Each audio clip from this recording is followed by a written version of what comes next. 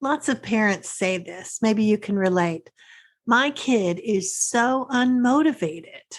Or I'd love to trust the process and unschool.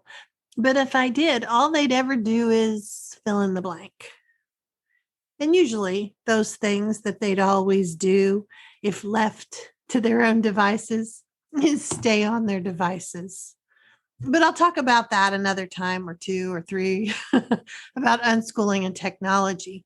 This time, though, I really want us to focus on that recurring theme of kids not being motivated.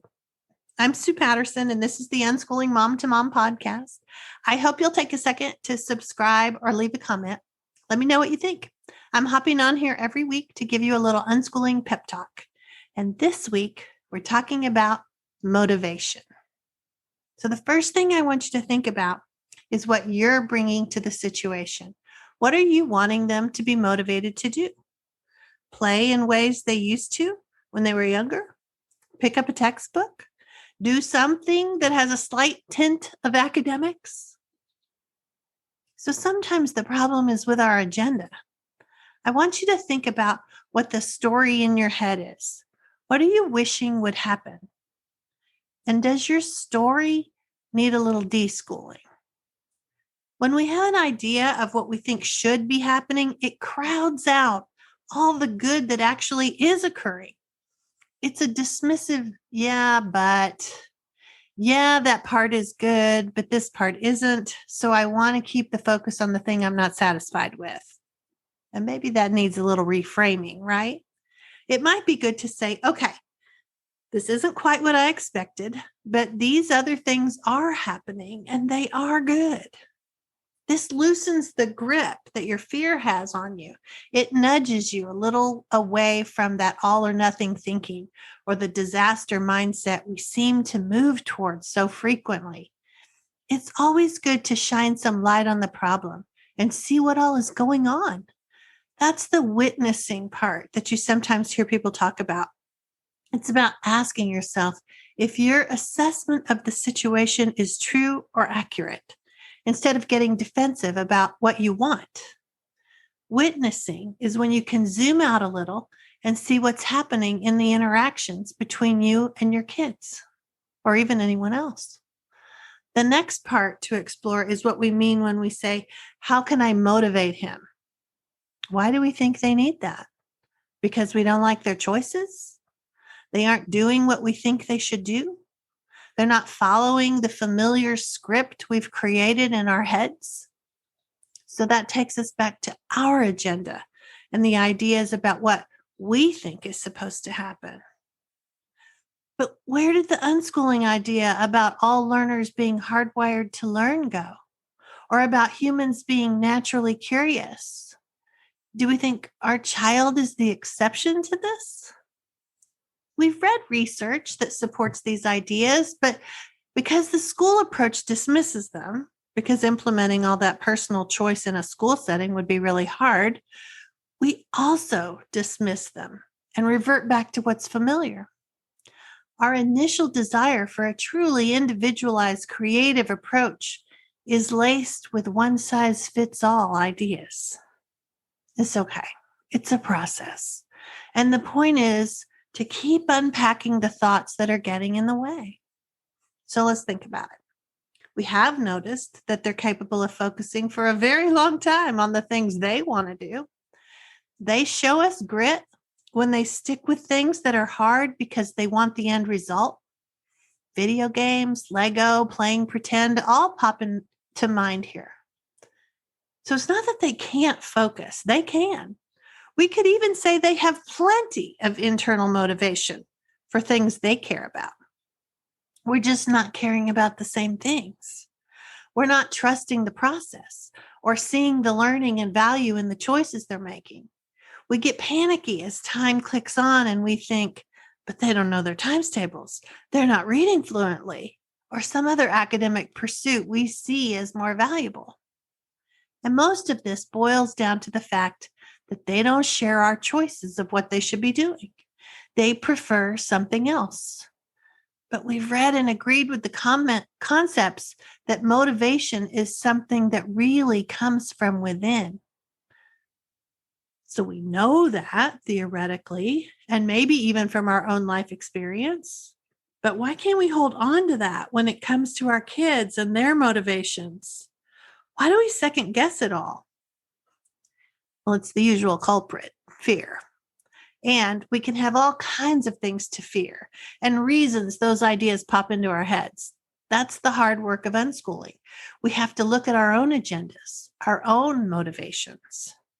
Maybe our fear is lurking around the idea that we're not inspiring enough. If you're walking away from your child and not engaging with them, that's a possibility. But it's more likely that we're holding on to old ideas, stuck with that familiar past, or worried about a future we have no idea what it will hold.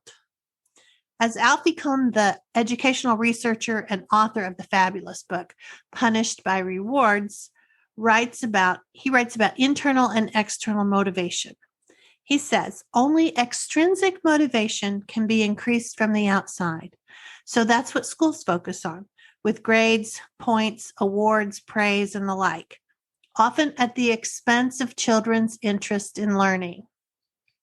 So as unschoolers, we bypass the grades and points, but we still may have the praise and rewards built into our parenting.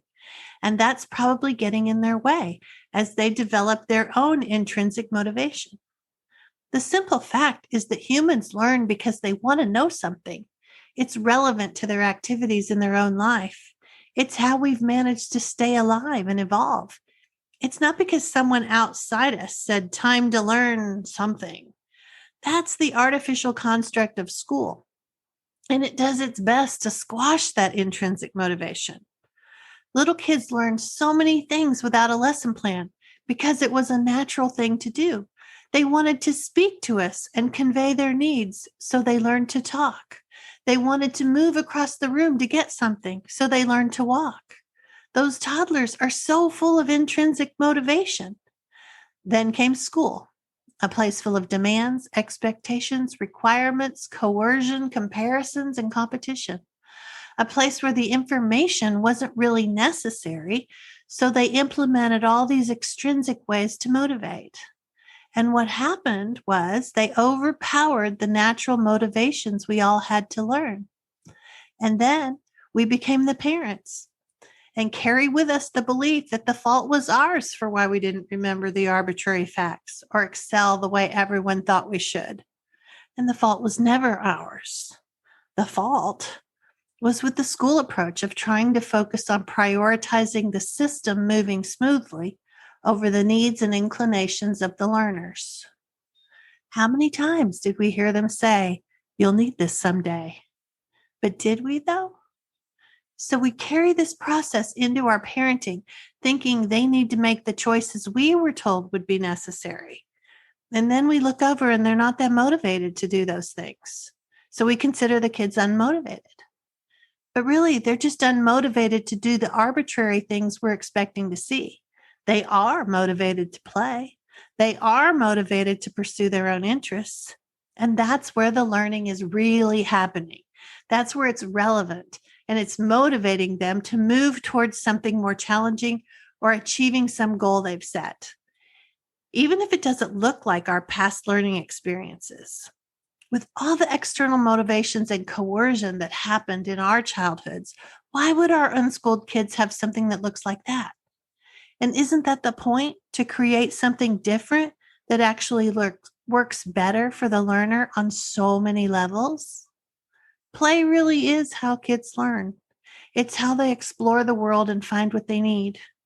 The concept of motivating kids is really about coercing them to our way of thinking. And coercion doesn't work, even when it's sugar-coated and disguised. What does work, though, is connecting more with the kids and the things they enjoy. That enables you to see what they're enjoying and how they're learning, and breaking free of the idea that it has to be all the familiar things you were forced to learn or you think would be good for them. There's no rush. They have plenty of time to learn whatever they need. And when we wait until they do actually need it, everything falls into place. So hopefully this helps you rethink that idea of motivation a little bit, or it starts to break the grip of the negative spiral you might be on. Think about diving into more deschooling resources and try to see the learning that is happening all around you. I have some links to share that I'll put in the notes, and it can help you dive a little deeper. But that's all I have for this week. Enjoy your kids. Reach out if you need more resources or support, and we'll chat again next week.